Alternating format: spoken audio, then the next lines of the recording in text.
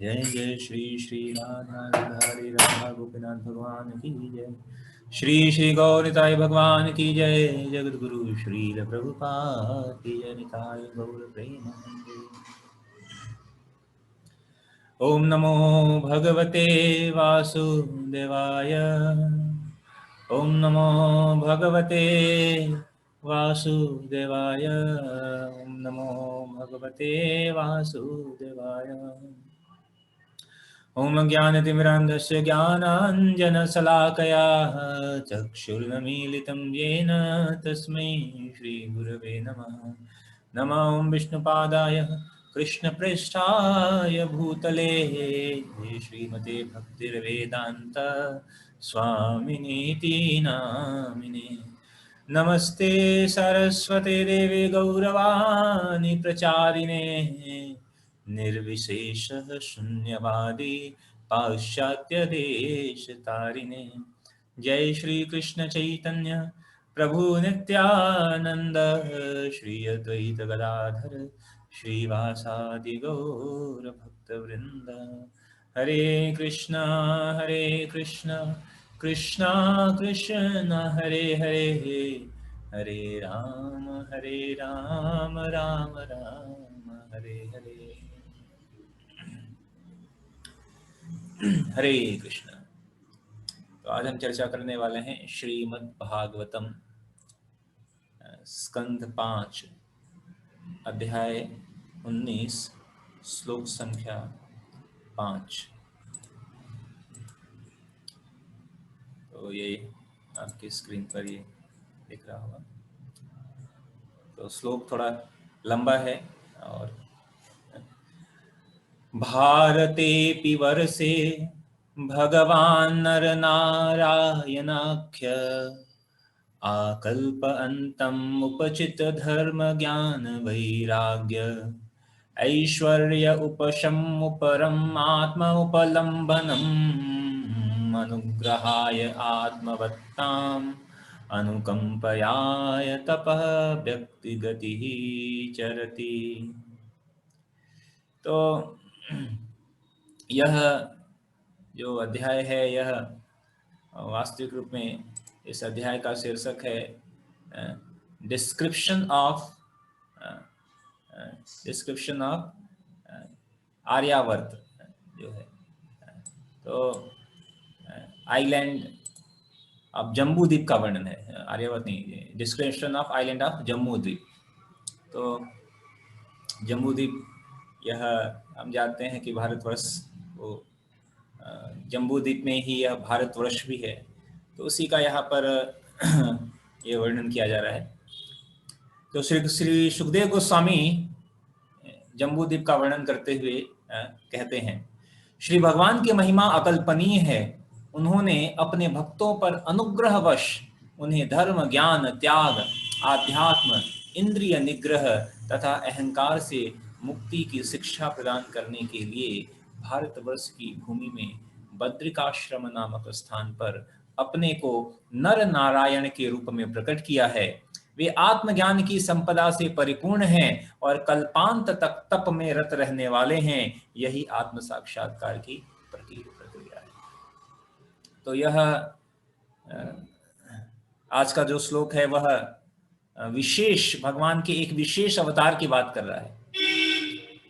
और सुखदेव गोस्वामी एक विशेष अवतार की बात कर रहे हैं जिसकी चर्चा कई बार की जाती है, लेकिन बहुत कम लोगों को पता है या कम की जाती है। तो वो है भगवान का एक अवतार है जब भगवान और भगवान के भक्त अर्जुन वह दोनों नर और नारायण के रूप में प्रकट होते हैं। नर और नारायण। तो और बद्रिकाश्रम में बद्रीनाथ, जहाँ बद्रीनाथ है, बहुत सुंदर स्थान है जहाँ पर भगवान बद्री नारायण के रूप में निवास करते हैं।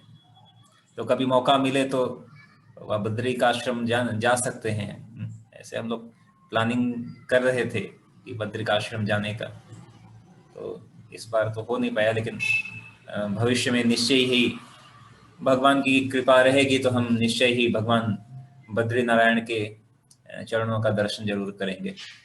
तो भगवान भारतवर्ष की भूमि में बद्रिकाश्रम नामक स्थान पर भगवान नर और नारायण के रूप में प्रकट होते हैं। तो प्रभुपाद जब इसका तात्पर्य लिखते हैं तो प्रभुपाद कहते हैं कि भारतवासी बद्रिकाश्रम स्थित नर नारायण के मंदिर की यात्रा करके यह जान सकते हैं कि भगवान किस प्रकार नर नारायण के रूप में अवतरित हुए और जन सामान्य को आत्म साक्षात्कार प्राप्त करने की विधि बताई।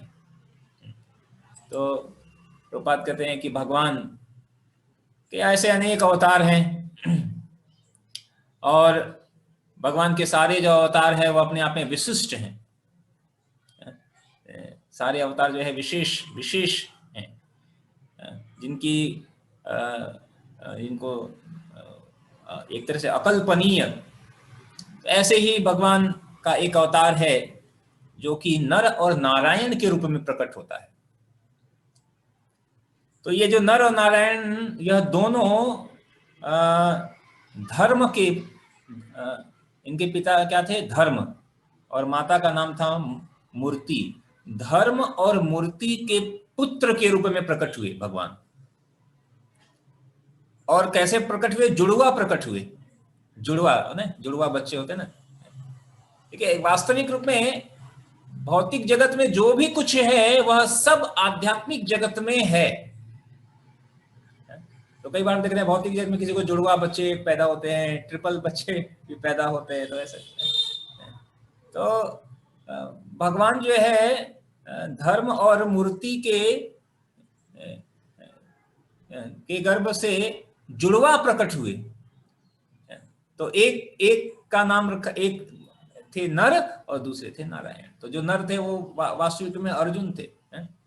भगवान भगवद गीता में क्या कहते हैं? अर्जुन तुम मुझे अतिशय प्रिय हो। क्यों? और इसलिए मैं तुम्हें भगवद गीता का ज्ञान दे रहा हूं। क्यों अतिशय? क्योंकि तुम मेरे भक्त हो, तुम मेरे सखा हो। तो अर्जुन जो है वह भगवान के सखा है, तो नित्य सखा है, वह नित्य पार्षद है भगवान के। तो अनेकों समय में अर्जुन जो है भगवान के सेवा के लिए किसी न किसी रूप में प्रकट होते ही हैं। तो यहाँ पे अर्जुन नर के रूप में आते हैं और भगवान नारायण के रूप में आते हैं। तो दोनों जुड़वा पैदा होते हैं। और ये यहाँ पे नर और नारायण कैसे आते हैं? एक ऋषि साधु के रूप में। तो ये एक साधु के रूप में वो जन्म लेते हैं और वो लोग दोनों नर और नारायण जो है वह तपस्या करने लगते हैं। दोनों तपस्या करते हैं किसके लिए? जन कल्याण के लिए। दोनों नर और नारायण क्या है? जन कल्याण के, लोगों की भलाई के लिए, हम सबके उत्थान के लिए वो तपस्या करना प्रारंभ कर देते हैं। और जब नर नारायण की बात आती है तो एक पास्ट टाइम्स भी है, और इस पास्ट टाइम का संबंध है महाभारत से भी। महाभारत से कई बार लोग कहते हैं कि जो जैसे कर्ण की बात करते हैं कि कर्ण बहुत दानवीर था। बहुत अच्छी है, कर्ण दानवीर था, लेकिन ये जो कर्ण था वास्तविक रूप में कर्ण के पिछले जन्म की कथा, कर्ण के पिछले जन्म की जो कथा है वह भगवान नर नारायण से संबंधित है। तो एक राक्षस था जिसका नाम था सहस्त्र कवच। एक राक्षस था जिसका नाम था सहस्त्र कवच।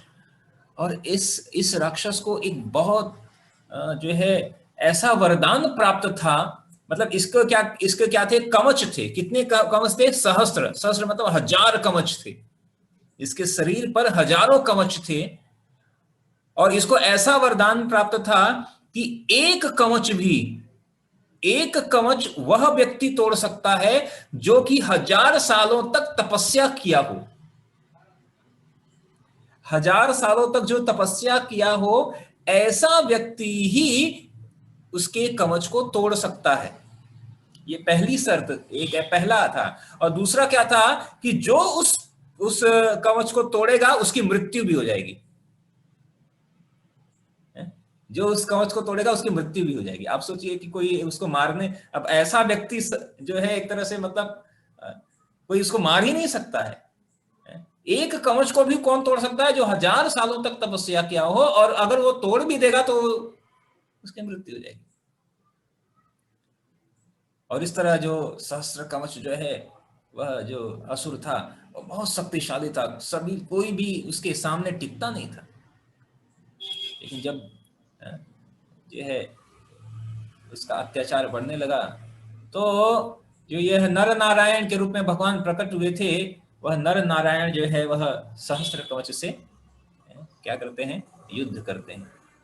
तो युद्ध कैसे करते हैं, तो ऐसे तो भगवान की तो मृत्यु कभी नहीं होती है, लेकिन क्योंकि उसको वरदान प्राप्त था, तो भगवान ऐसी लीला करते हैं कि एक पहले क्या करते हैं कि नर जो है वह तपस्या करते हैं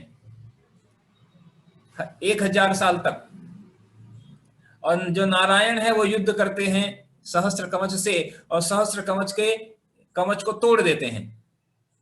सहस्त्र कवच के कवच को तोड़ते हैं, तो जैसे कवच को तोड़ते हैं तो नारायण जो है वह अपना शरीर जो है बदलकर फिर से तपस्या करना शुरू कर देते हैं, और फिर नर जो है युद्ध करना शुरू कर देते हैं। तो इस तरह बारी बारी से शरीर बदलकर फिर से युद्ध करते हैं और वो तपस्या करते हैं 1000 सालों तक, और फिर इस तरह करते करते सारे सहस्त्र कवच के सारे कवच 999 कवच उसके टूट गए। उसके क्या हुए, 999 जब कवच टूट गए, अब उसको लगा कि ये अंतिम कवच है, और अगर ये टूट गया तो क्या होगा, मेरी मृत्यु हो जाएगी। तो ऐसी स्थिति में जब भगवान नर और नारायण ने सहस्त्र कवच के 999 कवच को तोड़ दिया, तो जब एक कवच शेष रहा तो वह युद्ध से भागकर क्या किया, सूर्य देव के पास जाकर सूर्य देव के पीछे छिप गया। सूर्यदेव के पीछे छिप गया, क्योंकि ये वरदान कौन दिया था, सूर्यदेव ने दिया था। तो वो सूर्यदेव के पीछे जाके छिप गया। और यही जो व्यक्ति है, सहस्त्र कवच जो है, जो सूर्यदेव में जाकर वह वहां छिप जाता है, तो यही सहस्त्र कवच जो है कर्ण के रूप में प्रकट होता है, जिसके शरीर पर पहले से ही कवच होता है, कवच और कुंडल। तो कवच और कुंडल होता है। तो ये एक तरह से इतिहास है। तो कहने का मतलब है कि भगवान नर और नारायण ने अनेकों जो है प्रकार के कार्य किए, और यहाँ पर विशेष वर्णन है, आज का जो श्लोक है उसमें विशेष वर्णन किया गया है तपस्या के बारे में कि वह तपस्या किया। तो आज का जो चर्चा का विषय है वह है तपस्या। प्रभुपाद कहते हैं कि आत्म साक्षात्कार एवं तपस्या के विषय में गंभीर रहने की आवश्यकता होती है। और ऐसे भी आज जो है एकादशी का दिन है, भौमी एकादशी है, तो एकादशी पे हम लोग तपस्या करते हैं। प्रभुपाद कहते हैं कि दुर्भाग्यवश इस कलयुग के लोग तपस्या का अर्थ भी नहीं जानते। इस कलयुग में लोगों को पता नहीं कि तपस्या का मतलब क्या है, तपस्या का मतलब क्या है। तो वास्तविक रूप में जो तपस्या है, अनेक प्रकार की तपस्या हो सकती है। तो जो तपस्या है यह क्या है, यह एक धर्म का क्या है, स्तंभ है। धर्म का स्तंभ, धर्म के 4 स्तंभ हैं। धर्म का एक स्तंभ है तपस्या, धर्म का दूसरा स्तंभ है दया, धर्म का एक स्तंभ है स्वच्छता, और धर्म का एक चौथा स्तंभ है सत्यता। तो तपस्या, दया, स्वच्छता और सत्यता, ये धर्म के 4 स्तंभ हैं, और इन स्तंभों पर ही वास्तविक रूप में जो है धर्म खड़ा है। तो अगर कोई आध्यात्मिकता की शरण ग्रहण करना चाहता है, आध्यात्मिक बनना चाहता है, तो उनको इन 4 धर्म के स्तंभ की रक्षा करनी पड़ेगी। और इन 4 धर्म के स्तंभ की रक्षा करने के लिए जो है 4 नियम दिए गए हैं, जो कि श्रील प्रभुपाद ने दिए हैं, जिसे कि अंतरराष्ट्रीय कृष्ण भावनामृत संघ के हर सदस्य को पालन करना होता है। जो 4 नियम है, वह जो 4 नियम है वो इन्हीं 4 स्तंभों पर बने हुए हैं। जैसे कि तपस्या का जो स्तंभ है, अगर तपस्या करना है तो किसी प्रकार का नशा पान नहीं करना होगा। किसी प्रकार का नशा जो है इंक्लूडिंग चाय और कॉफी, किसी भी प्रकार का नशा नहीं। तो क्योंकि जो नशा करेगा वो तपस्या नहीं कर सकता। जो मांसाहार करेगा वो दयाशील नहीं हो सकता है। जो जुआ खेलेगा वो सत्य नहीं बोल सकता है, और जो पर स्त्री पुरुष गमन करेगा वह स्वच्छ नहीं हो सकता है। तो ये चार जो नियम है ये धर्म के चार स्तंभ पर बने हुए हैं। तो जो तपस्या है यह बहुत ही महत्वपूर्ण है। राधानाथ स्वामी महाराज कहते हैं कि तपस्या का मतलब क्या है? वॉलेंटरी एक्सेप्टिंग सम डिस्कम्फर्ट्स, स्वतः ही स्वयं के द्वारा स्वेच्छा से कुछ असुविधाओं को स्वीकार करना। लेकिन महत्वपूर्ण क्या है? उसका उद्देश्य क्या है? क्या उद्देश्य होना चाहिए? तपस्या का उद्देश्य होना चाहिए आत्मशुद्धि। तपस्या से क्या होगा? शुद्धि होनी चाहिए, शुद्धिकरण होता है। हम जितना तपस्या करेंगे उतना शुद्धिकरण होगा। यहाँ तक कि प्रभुपाद जो है तात्पर्य में कहते हैं कि अगर कोई जो तपस्या है वह आत्मशुद्धि के लिए नहीं की जा रही है, किसी अन्य जो है प्रेरणा से की जा रही है, किसी राजनीतिक प्रेरणा से प्रेरित होकर की जा रही है, लोग करते हैं ना, अनशन करते हैं, आमरण अनशन करेंगे, हमारी मांगे पूरी करो, नहीं तो क्या करेंगे? आमरण अनशन कर देंगे। प्रभुपाद करें ये तपस्या क्या है? आसुरिक तपस्या है। ये तपस्या बहुत लोग करते हैं आजकल, किसी पॉलिटिकल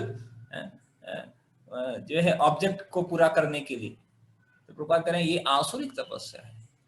तपस्या का केवल एक ही उद्देश्य है, वह है आत्मशुद्धिकरण।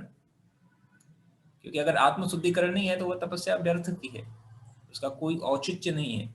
तो तपस्या के बारे में श्रीमद् भगवद गीता में जो है बताया गया है। श्रीमद् भगवद गीता के अध्याय 17 के 5वें श्लोक में भगवान कहते हैं अशास्त्र विहितम घोरम तप्यन्ते ये तपोजना दम्भांकहार संयुक्ता कामराग बलान्विता।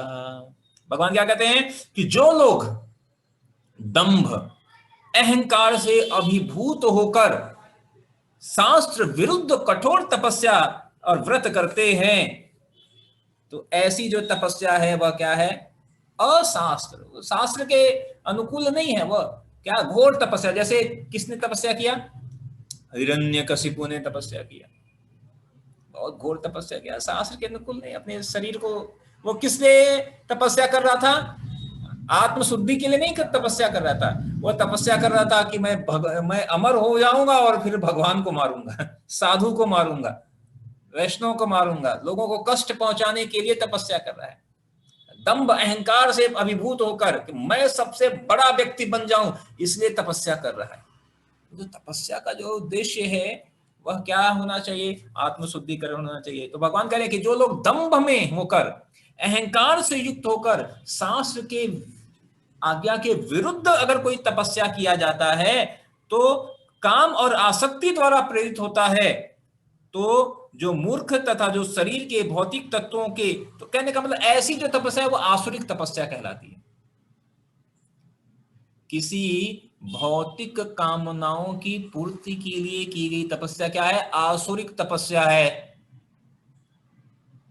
एक क्या करो, आप क्या करो, रोज नंगे पैर और जो है ठंडी में और गलते हुए पानी के अंदर बैठो, या आग जलाकर गर्मी में वहां बैठो,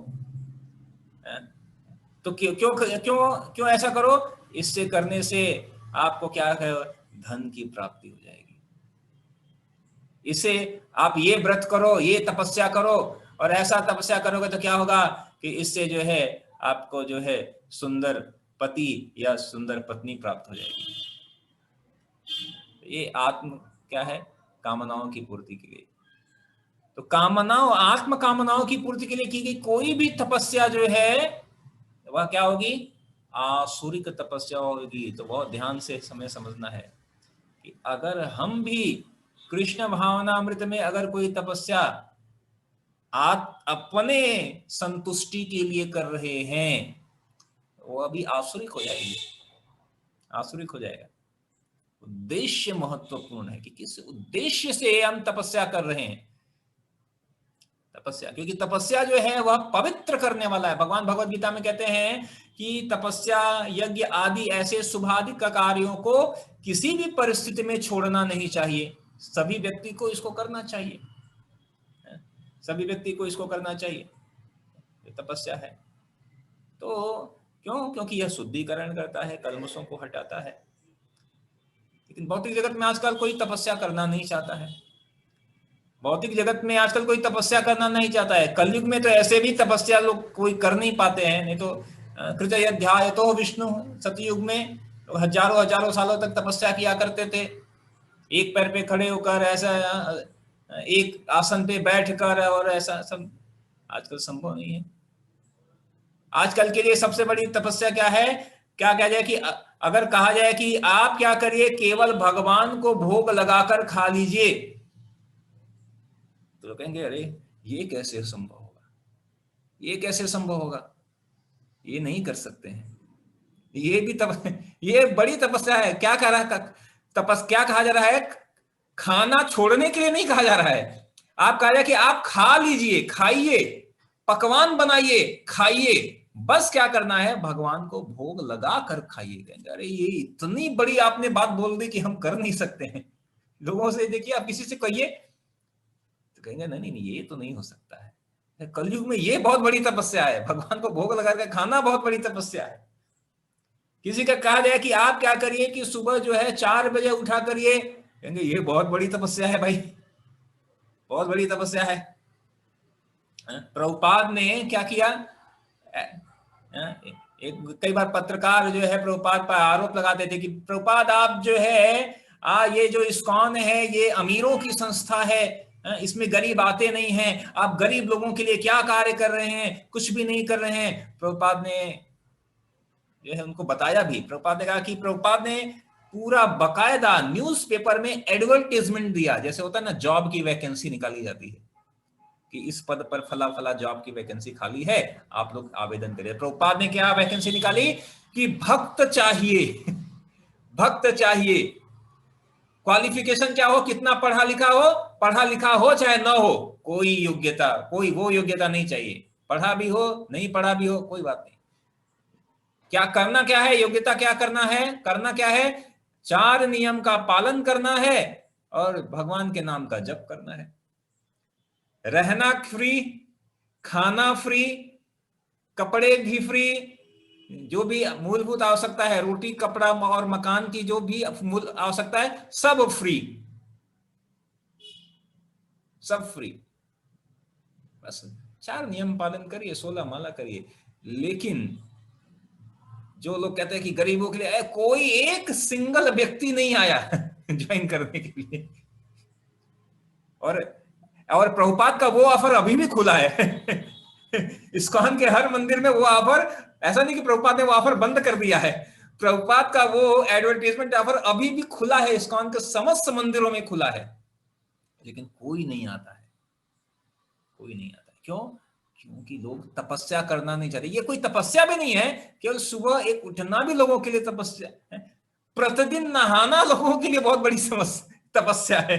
कहा जाए आप प्रतिदिन भाई नहा लो, बड़ी बड़ी तपस्या है ये। तो कहने का मतलब कि ये जो तपस्या, ऐसे कलयुग में तो कोई बहुत बड़ी तपस्या की संतुष्टि है नहीं, लेकिन फिर भी जो है लोग उसको सामान्य सी तपस्या नहीं कर पाते हैं। तो और कोई भी ऐसी तपस्या जो कि आत्म कल्याण के लिए नहीं है, आत्म शुद्धि के लिए नहीं है, केवल अपनी इंद्रिय तृप्ति के लिए है, तो भगवान कह रहे हैं कि वो तो आसुरिक तपस्या है, आसुरिक तपस्या है। आगे जो है ऐसे भगवान भगवत गीता में कहते हैं, 4थे अध्याय के 11वें श्लोक में भगवान क्या कहते हैं? एक विशेष बात कहते हैं। भगवान क्या कहते हैं? बहवो ज्ञान तपसा पुता मद भावमागता। वीतराग भय क्रोध वाले श्लोक में भगवान क्या कहते हैं? बहवो ज्ञान तपसा पुता मद भावमागता। ऐसे बहुत से लोग हैं, ध्यान दीजिए, ऐसे बहुत से लोग हैं जो कि ज्ञान की तपस्या के द्वारा मेरे को प्राप्त हुए हैं। तो भगवान क्या कह रहे हैं? तपस्या करो, लेकिन कौन सी तपस्या करो? ज्ञान की तपस्या करो, ज्ञान की तपस्या। तो ज्ञान की तपस्या क्या है? तो ज्ञान की तपस्या को भी भगवान जो है 17वें अध्याय के 14वें श्लोक से भगवान क्लियर करते हैं। तो तपस्या में कई प्रकार की तपस्या होती है। एक शरीर की तपस्या होती है, वाणी की तपस्या होती है, मन की तपस्या होती है। तो भगवान क्लियर करते हैं शरीर की तपस्या के बारे में। भगवान क्या कह रहे हैं? भगवान कह रहे हैं देव द्विज गुरु प्राज्ञ पूजनम शौच मार्जवम ब्रह्मचर्यम अहिंसा च शारीरिम तप उच्यते। परमेश्वर, ब्राह्मण, गुरु, माता पिता जैसे गुरुजन की पूजा करना तथा पवित्रता, सरलता, ब्रह्मचर्य और अहिंसा ही शारीरिक तपस्या है। मतलब बड़े बुजुर्गों की, गुरु की, इनको उनको क्या करना? इनको सम्मान देना, इनका आदर करना, ये एक तपस्या है। लोग आदर देना नहीं चाहते हैं, आदर लेना चाहते हैं। चैतन्य महाप्रभु ने कहा अमानिनान मान देना। तो किसी को मान देना भी एक बहुत बड़ी तपस्या है। ये बड़ी तपस्या है। अरे मान देना, किसी को हम मान देना नहीं चाहते हैं, हम मान लेना चाहते हैं। लोग कहेंगे प्रभु जी क्या प्रवचन देते हो, क्या आप ये करते हो, क्या कीर्तन करते हो, क्या। अरे अंदर था हाँ बहुत बढ़िया लग रहा है, लेकिन दूसरों का मान, अगर हमारे सामने कोई दूसरे को कहे कि अरे वो बहुत अच्छा, वो बहुत अच्छा, तुम करे शायद तुम्हें मेरे बारे में नहीं पता होगा इसीलिए तुम उसके बारे में बोल रहे हो तो जो है लोगों को जो किसी को मान देना, यह भी एक तपस्या है। सरलता एक तपस्या है, ब्रह्मचर्य एक तपस्या है। तो ये शरीर की ये सारी तपस्याएं हैं। और भगवान वाणी की तपस्याओं के बारे में क्या कहते हैं? अनुद्वेग करम वाक्यम सत्यम प्रियहितम च यत् स्वाध्यायभ्यसनम चैव वांगमयम तप उच्यते। भगवान क्या कह रहे हैं कि सच्चे हितकर, अन्यों को क्षुब्ध न करने वाली वाक्य बोलना और वैदिक साहित्य का नियमित पारायण करना, यह वाणी की तपस्या है।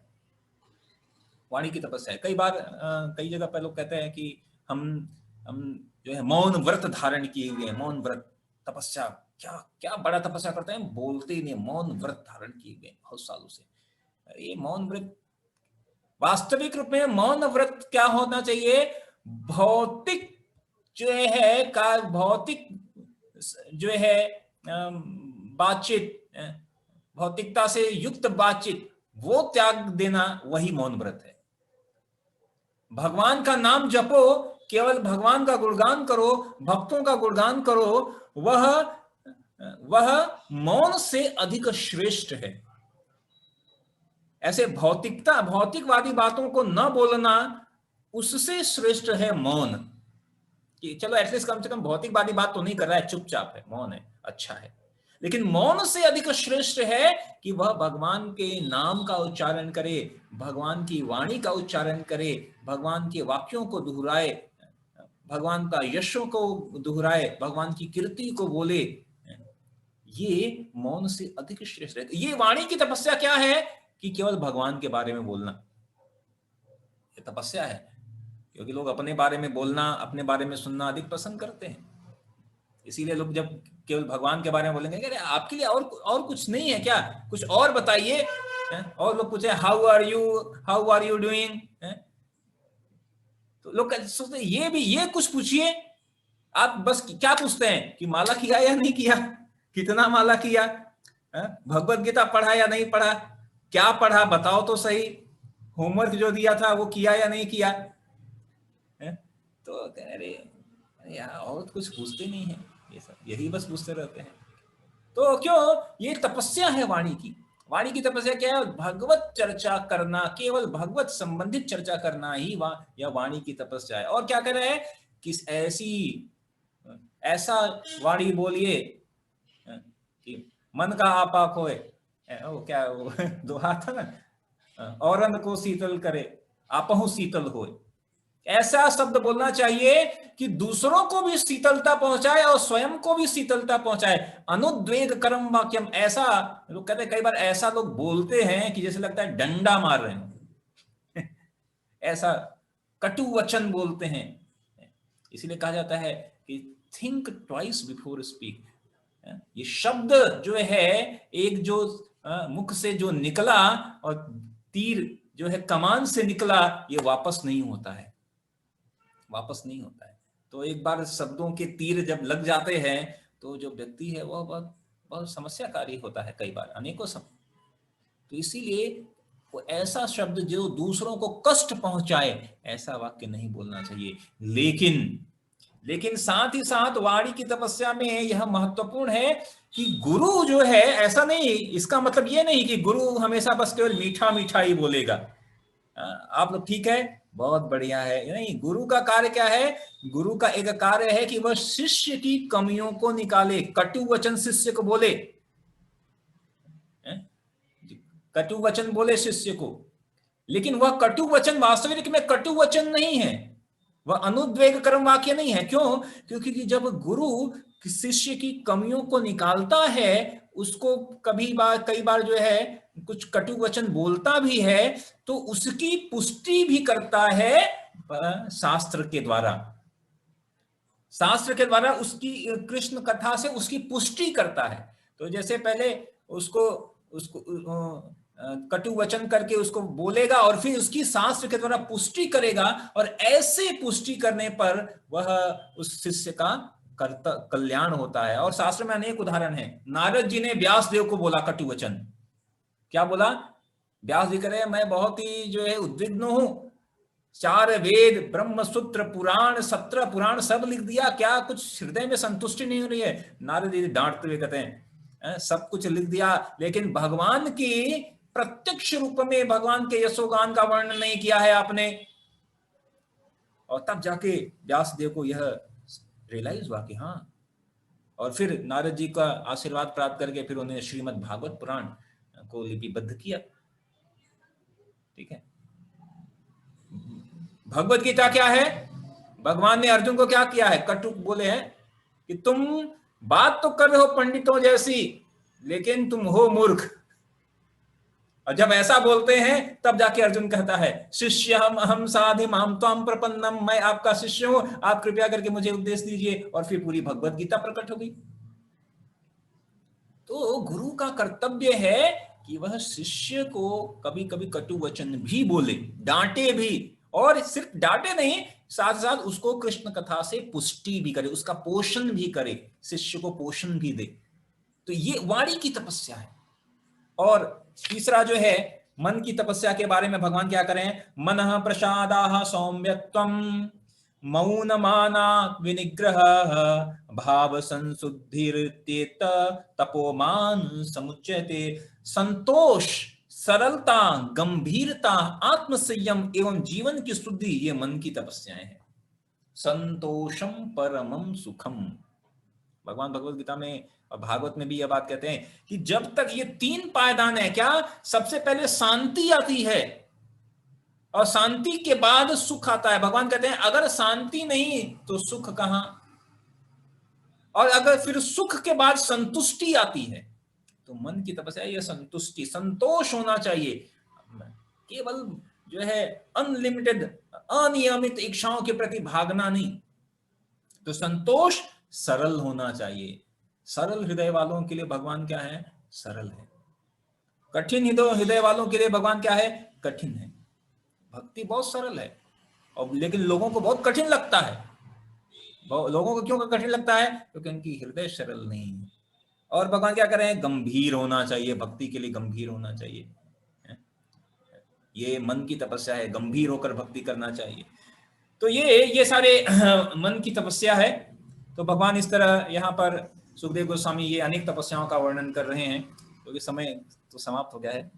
तो इस तरह कहने का मतलब जो तपस्या है उसका केवल एक ही उद्देश्य होना चाहिए, वह है आत्म संशुद्धि ही।